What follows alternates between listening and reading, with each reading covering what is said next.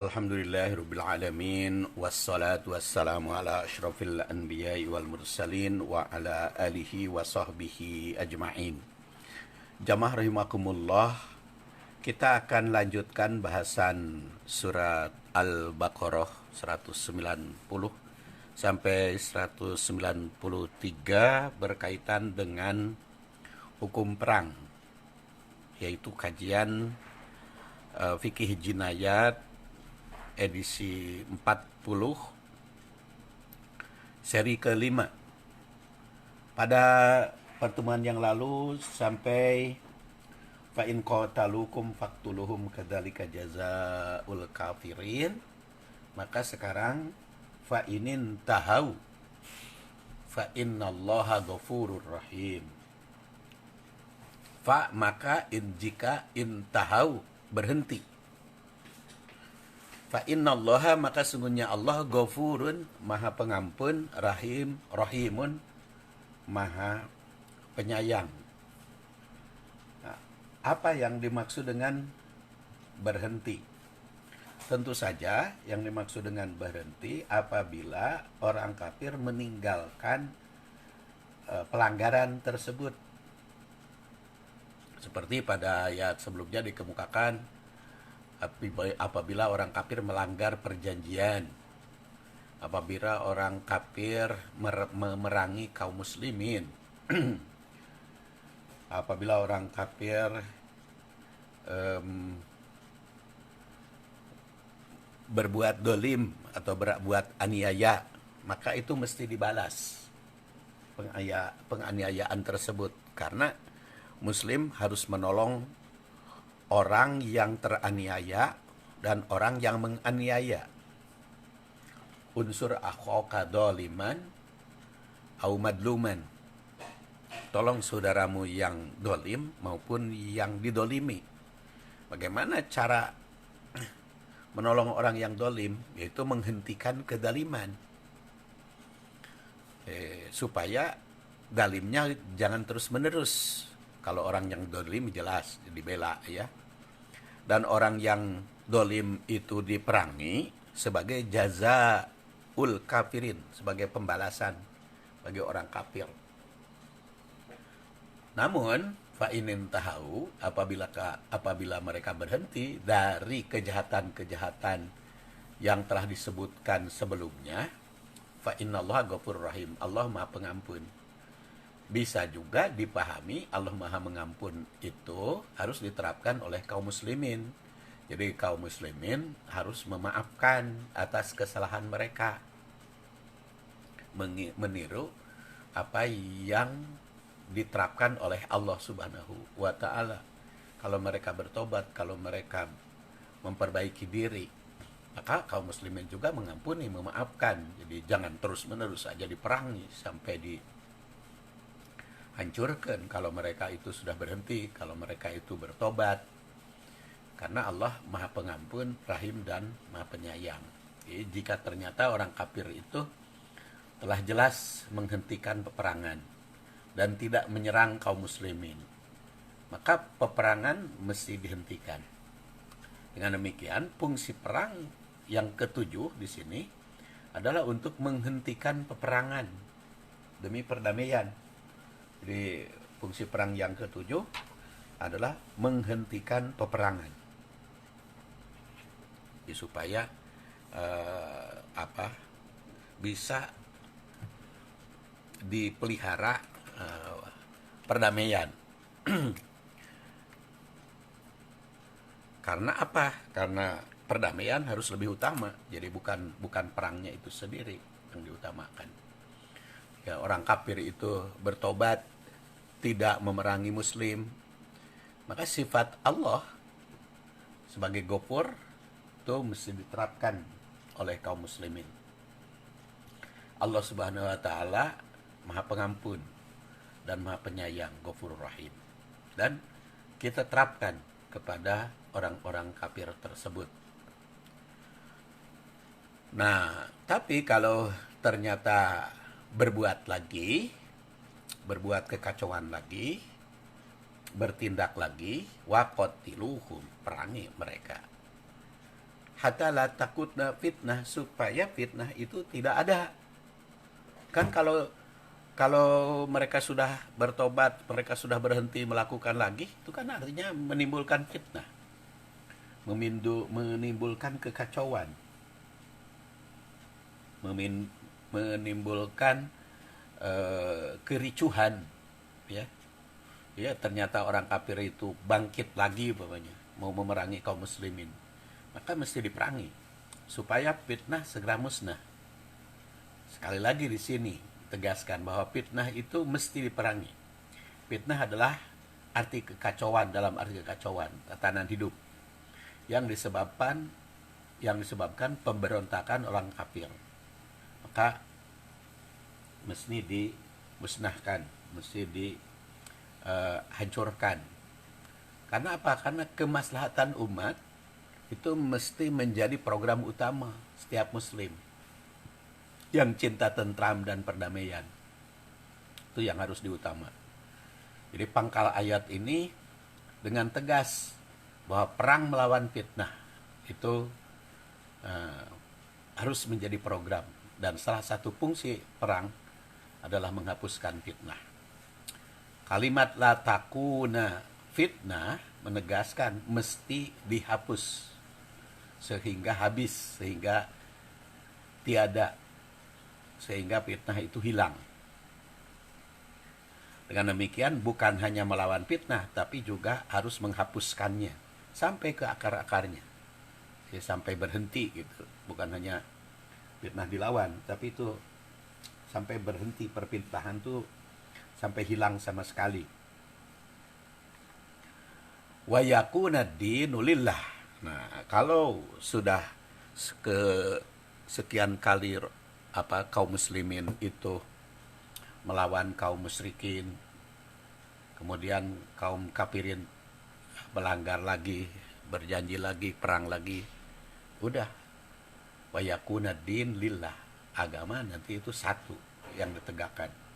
Jadi yang tidak mau melaksanakan agama al-Islam, maka itu dihapuskan, dihilangkan, dibersihkan. Kalau ternyata mereka mengganggu terus, yaitu bisa diperangi. Wa yakuna din lillah, agama yang ditegakkan hanya satu, yaitu kepunyaan Allah. Al-Islam adalah satu-satunya agama yang mesti tegak, tidak boleh dikalahkan oleh agama lain. Jika pemeluk agama lain menghalangi tegaknya Islam, maka mesti diperangi. Dengan demikian, fungsi perang berdasar kalimat ini adalah untuk meninggikan al-Islam. Al-Islam itu ya'lu wa la yu'la alaih, tandang tiada tanding. Jadi kalau mengganggu ketentraman, ya, seperti kan pada saat ini juga terdengar, ya, masa ada kitab suci Aceh yang dibikin isinya Taurat, Injil, Zabur.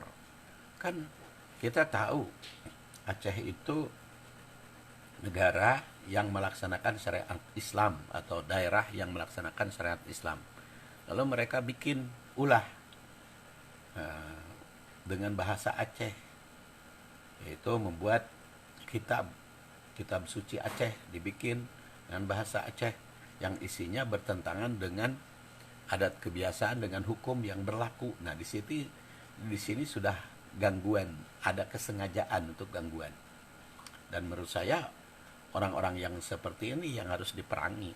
Dan perangnya seperti apa? Ya tergantung kepada yang mereka perangi. Sebab pada dasarnya Islam itu membalas, ya, kisos sesuai dengan apa yang mereka perbuat. Jadi kalau memerangi kaum musliminnya dengan cara demikian, maka aparat hukum itu harus bertindak, ya, berbuat seperti itu. Sebab kalau tidak ada tindakan, itu akan timbul pemberontakan, akan timbul kekacauan, akan timbul keresahan. Nah, itu yang dimaksud dengan fitnah.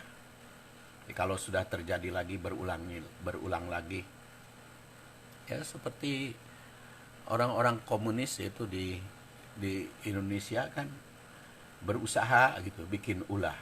Sudah berapa kali bangsa Indonesia itu perang kepada komunis sejak tahun 40-an, tahun 47, tahun berikutnya sampai 65 dan sebagainya. Semuanya Indonesia itu melawan komunis, perang, tapi kan sering muncul lagi, bahkan sampai ada yang nempel-nempel stiker di mobil yang bukan komunis. Kemudian juga acara-acara tertentu, seminar-seminar dengan dalil kajian ilmiah, dengan dalil hak asasi dan sebagainya. Nah, itu komunis itu pengacau. Nah, maka yang begitu harus diperangi, harus dilawan, ya. Pemerintah kalau ingin negeri ini aman, ya pemerintah harus bertindak terhadap orang yang membuat fitnah itu. Jangan tenang-tenang saja, ya. Kalau tenang-tenang saja kan pemerintah sendiri akan terganggu ketenangan, ketentraman. Bagaimanapun di Indonesia ini mayoritas adalah Muslim, yang tentu saja kepentingan mayoritas diutamakan bukan berarti menyepelekan yang lain, tapi ya sesuai dengan keadaan. Sesuai dengan keadaan negeri dan kepentingan bersama, kemaslahatan umat. Nah, kalau muncul lagi itu bisa kaum muslimin memerangi mereka sehingga wa yakuna din lillah, agama Allah Subhanahu wa taala saja yang ditegakkan. Jadi dengan demikian fungsi perang berdasar kalimat ini untuk meninggikan al-Islam. Jika agama lain mau hidup sambil damai, boleh. Kalau agama lain, baik Yahudi, Nasrani, Konghucu, Buddha, Hindu, mau berdamai kaum muslimin dengan kaum muslimin, silahkan.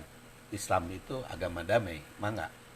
Tapi kalau mengganggu, tentu saja tidak mau diganggu, akan melawan. Jika mereka tidak mau damai, nah, maka Islam satu-satunya harus ditegakkan. Jadi tidak mungkin kalau tidak mau damai mah bisa berdampingan, ya. Sebab perdamaian itu kan harus ada kesiapan dari semua pihak. Fa inin tahu, maka apabila mereka berhenti dari memusuhi kaum muslimin, fala udwana, maka tidak ada permusuhan, tidak ada persengketaan, tidak ada perlawanan, illa ala dolimin, kecuali atas orang-orang yang dolim. Ini kalau sudah benar-benar berhenti, maka tidak ada lagi permusuhan, tidak ada lagi peperangan, tidak ada lagi perlawanan, kecuali bagi orang yang dolim. Yang dolim adalah sudah berhenti tapi melakukan lagi atau melanggar lagi. Jadi jika orang yang menghalangi al-Islam itu sudah berhenti dari usahanya, maka tidak perlu dianggap lawan. Jadi kawan saja, berdampingan saja, saling membantu saja, karena kaum muslimin ada aturan-aturannya di dalam Islam. Aturan bertetangga juga kan ada. Bagaimana tetangga itu kalau seagama dan ada kaitan dengan nasab, turunan. Bagaimana tetangga itu hanya seagama, tidak ada nasab. Bagaimana ada tetangga yang nasab saja tapi beda agama. Ada juga tetangga yang agamanya beda, nasabnya beda. Itu ada aturan-aturannya di dalam syariat Islam. Maka jika mereka berbuat dolim, kaum muslimin mesti membela yang teraniaya. Jadi tegasnya, fungsi perang berdasar ayat ini untuk memberantas kedaliman, untuk menghancurkan kedaliman. Seperti telah diungkapkan bahwa Islam merupakan agama damai yang menghendaki kemaslahatan umat. Jika tidak ada yang menghalangi perdamaian, maka peperangan tidak ada lagi. Nah, namun jika orang kafir mengganggu ketentraman, maka timbul fitnah berkepanjangan. Kaum muslimin walau enggan untuk perang akan terpaksa melawan, menghapuskan fitnah. Karena apa? Karena fitnah lebih kejam dari pembunuhan. Oleh karena itu, jika kafir mau damai, mau berdampingan, maka tidak ada permusuhan selain pada orang dolim. Orang yang dolim tidak boleh hidup di dunia karena membuat kekacauan, membuat fitnah. Oleh karena itu, orang dolim mesti dibersihkan. Ini perang melawan kedaliman. Ada beberapa ibroh yang perlu kita telusuri dari kajian surat Al-Baqarah 190 sampai 193 ini. Pertama, Islam adalah agama damai. Maka jika ada yang mengganggu perdamaian, mesti diperangi oleh kaum muslimin.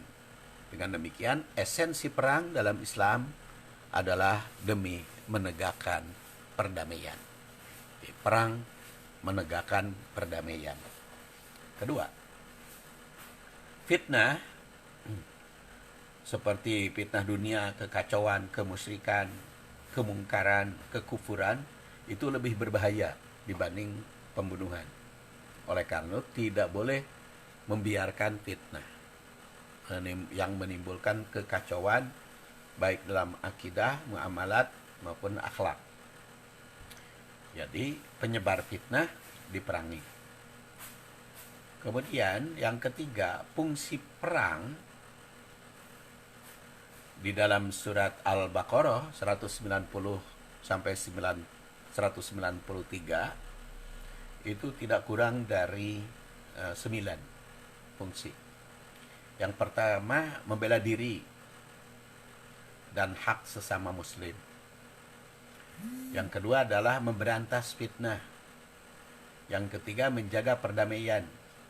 Yang keempat, menegakkan syariah. Kelima, meninggikan al-Islam. Kemudian yang keenam, menjaga kesucian al-haram. Ketujuh, menghukum orang jahat. 8, memberantas kedaliman. 9, menghentikan permusuhan. Coba kita lihat kaitan mana ayat-ayatnya, kalimat-kalimatnya. 9 fungsi itu. Nanti kita lihat ya. Yang keempat, Islam adalah agama damai, tapi kafir merupakan agama yang tidak mau damai. Nah, itulah sebabnya di Indonesia orang kafir itu disebut non-muslim, yang berarti non-damai. Muslim itu kan damai ya, Islam. Non-muslim, orang yang tidak mau damai. Jadi secara ringkas, kita lihat yang pertama, waqatilu fi sabilillah. Berarti menegakkan agama Allah. Karena itu berperang di jalan Allah. Kedua, kalimat alladzina yuqatilunakum, memerangi orang yang memerangi kamu. Berarti menghentikan orang yang mau memerangi muslim dan membela diri serta melawan serangan. Itu fungsi perang berdasar surat Al-Baqarah 193. Kemudian kalimat wa akhrijuhum min haitsu akhrajukum, itu mempertahankan negeri sendiri serta melawan orang yang mengusir. Kalau tanah milik diri sendiri kita diusir, suruh pindah ke punggu-punggu, kita harus melawan, harus mempertahankan. Kemudian wal fitnah itu asyadu minal qatl, fitnah itu lebih kejam dari pembunuhan. Maka perang berfungsi memberantas fitnah. Fitnah dalam arti kekacauan atau membuat tidak tenang, membuat tidak tentram. Yang antara lain pengertian fitnah oleh Abu Hayyan 7 macam pengertian fitnah yang tercantum di dalam ayat ini. Kemudian wala tuqatiluhum indal masjidil haram hatta yuqatilunakum fih. Ini mempertahankan kesucian. Jadi jangan engkau perangi mereka ketika di Masjidil Haram kecuali kalau mereka memerangi kamu. Jadi kesucian Masjidil Haram itu harus tetap dijaga harus tetap dipelihara, jangan dikotori oleh kemusyrikan. Maka orang musyrik yang mau masuk Masjidil Haram harus diusir, harus dijauhkan, karena Masjidil Haram masjid suci. Sedangkan orang musyrik akidahnya kotor, najis, maka tidak boleh masuk. Nah, kalau ada yang kekeh masuk, maka di situ diperangi demi menjaga kesucian al-haram. Kemudian fa in qatalukum faqtuluhum kadzalika jazaul kafirin. Menghukum orang kafir yang memberontak. Jadi kalau kekeh memberontak, maka kaum muslimin harus melawan, harus dihukum. Fa inin tahau fa innallaha ghafurur rahim. Apabila berhenti, maka Allah Maha Pengampun lagi Maha Penyayang. Berarti menghentikan ancaman. Ya, kalau ternyata ancaman itu sudah tidak ada, ya dihentikan. Kalau ternyata ada gangguan, diperangi yang tidak mau berhenti. Jadi itu mendorong agar masyarakat tuh mau bertobat.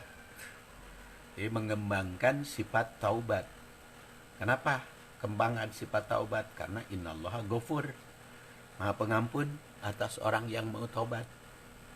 Nah, Rahim, dan Maha Penyayang bagi orang-orang yang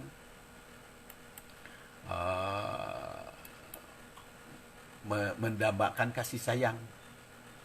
Nah, jadi mendorong untuk bertobat, menghentikan ancaman dan mendorong untuk bertobat. Kemudian waqatiluhum hatta la takuna fitnah wa yakuna dinu lillah. Itu meninggikan al-Islam supaya tidak ada fitnah. Karena fitnah itu mengacaukan, maka dihilangkan fitnah tersebut. Nah, kalau ternyata membikin lagi, buat lagi, atau membikin ulah lagi, maka wayakuna dinulillah. Jadikan agama satu-satunya yang ditegakkan adalah al-Islam. Jadi memerangi kekacauan, membela perdamaian, agar al-Islam tetap tangguh, agar al-Islam tandang tiada menandingi, al-Islam tinggi, li'ila'i kalimatillah. Kemudian fa inin tahau fala udwana illa ala dzalimin. Apabila mereka berhenti, maka tidak ada permusuhan kecuali atas orang yang dolim. Berarti perang itu memberantas kedaliman, membela yang didolimi, maka menghancurkan orang-orang yang dolim. Jangan sampai bercokol, jangan apalagi berkuasa. Jadi menghentikan permusuhan.